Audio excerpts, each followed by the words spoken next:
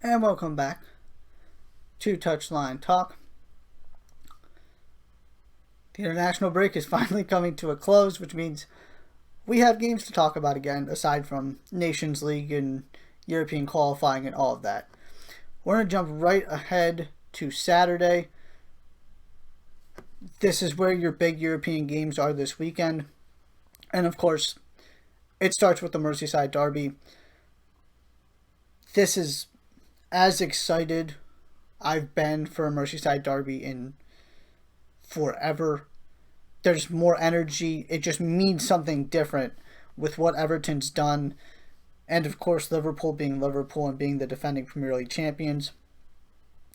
I will continue to say that I believe this result and the way that this game turns out is going to have an impact on the title race. Because if Everton win, you're looking at a pretty decent stretch of games coming up where they got to feel good about their chances. And they've got a cushion now, a significant one. Whereas if Liverpool come out and take care of business and win this game convincingly, you feel much different about Everton and start asking some questions. And some of that confidence that has been lost or at least shaken about Liverpool is returned as well. I think this game has massive consequences for both teams. I would say it's a little bit more important for Everton, but this is a big deal for Liverpool too.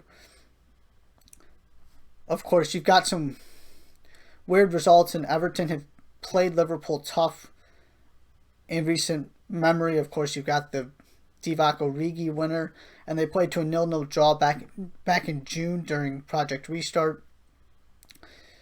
So Everton has been able to show up in this game. They don't get blown out. It's always tough. It's always competitive like you would expect it to be. They just haven't exactly been on the right side of this or catching a lot of breaks. Liverpool has typically found a way, so we'll see. But this is completely different. The complexion of this matchup is so different than it was even back in June, which is really, really cool. I'm so excited for this one, and in particular just because I want to see if Everton is the real deal and because of all the ramifications I feel like this game has. Then you got Manchester City Arsenal. Couple notes here. Kevin De Bruyne is doubtful for Manchester City. He pulled out of Belgium duty. So keep tabs on that, whether he's able to go, whether he comes off the bench. There are also hints that Thomas Partey is going to make his debut for Arsenal in this game. This would be the perfect time. He's the kind of player you could really use against Manchester City. And if City are without De Bruyne, in addition to the strikers, it's just becoming a really tough task that I honestly kind of like Arsenal's chances here. And Arteta knows Pep, which only means so much, but this is a big opportunity for Arsenal. And City's getting to the point where they can't afford to continue to drop points. They need to start picking them up, even if it's not pretty, just to stay with Liverpool and Everton and whoever else may factor into the title race, whether it's Chelsea or Spurs or whoever else. Then, over in Italy, Napoli at Atlanta. Again, another really good opportunity for Atalanta to knock off one of the big boys, score some more goals, show they're the real deal. And Napoli is kind of in a similar position to Manchester City. They went from having 6 points in 2 games to 5 points from 3 because of this deduction and forfeit. With the amount of teams that are looking good right now, you lose here and all of a sudden you are in a major hole in terms of even trying to get into European competition. Because you know Juventus is going to be there. You know Inter is going to be there. I firmly believe Atalanta is going to be there. Lazio is always going to be a factor. AC Milan's playing really well. There just aren't enough spots for everybody. So Napoli could find themselves as the odd team out again if they can't start picking up points. And this is also just a good test to see where they are, because Atalanta is in fine form right now. And the other game I hinted at earlier, you've got Inter Milan, AC Milan, your big derby. First real test for AC Milan. They're getting some key players back, as I talked about before. They win this one, and you've got to really start paying attention to what they're doing. But if Inter are able to come away with all 3 points, then they're on their way to pushing for the title, and AC Milan are trying to regroup and factor into that Champions League conversation, that European conversation. These are some really... Italy's got a nice schedule going here with all of these matchups so early in the season.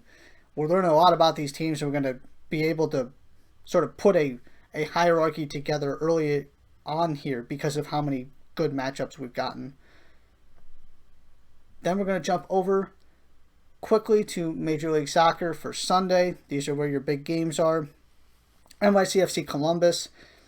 Columbus is reeling right now, which is opening the door for NYCFC to make a run at 4th place in the East if they can get 3 points here.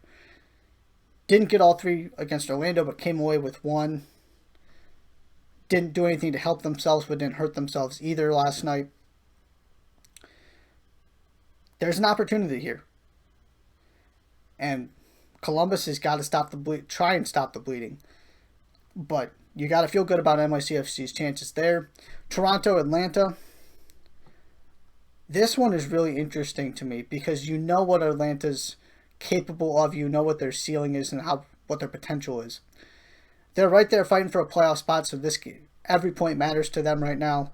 Toronto is ahead, the favorites for the Supporters' Shield, but at the same time are coming off a draw. And if they can't get all 3 points here, all of a sudden you got to wonder if that really good form they were in has dissipated. And this is one of those tricky games that no matter how bad Atlanta is, you just don't want to play this team because you know what they can do and the talent that they have, even without a Joseph Martinez. So that's a really intriguing one. Then you got Portland LAFC. LAFC gets the huge win against Seattle, then loses. And you've got this Mark Anthony Kaye injury now. You just have to feel for that guy. Those injuries come at the worst times for him. So you hope he gets back quickly. And they're doing this without their key guys who are gone on international duty, your Brian Rodriguez's of the world. So it would have been a real confidence booster to come off of that win against Seattle and get another one midweek coming into this game. But now you're looking at 2 teams that are coming off losses. And then finally, San Jose, Seattle. Seattle, again, still sitting there at the top of the West. An opportunity to put some breathing room between them and everybody else. And San Jose is a team in fine form. This is not the same team that Seattle thrashed a month or 2 ago.